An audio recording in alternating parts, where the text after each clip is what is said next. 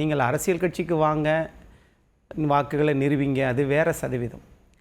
ஆனால் நீங்கள் பேசுகிறது ஒரு ரசிகையாக லண்டன்லேருந்து, ஈழத்தில் பிறந்து லண்டனில் இருந்து சென்னைக்கு உங்களை பார்த்து அந்த ரசிகை காதலியாக மாறி, காதலி மனைவியாக, மகளாக மாறி, அப்புறம் எல்லாத்தையும் மாறி, அதெல்லாம் கரெக்டு. இதெல்லாம் பொது வாழ்க்கையில் வந்ததற்கு பிறகு விவாதிக்கக்கூடாது என்று சொல்லுகிறார்கள். இது தனி வாழ்க்கை.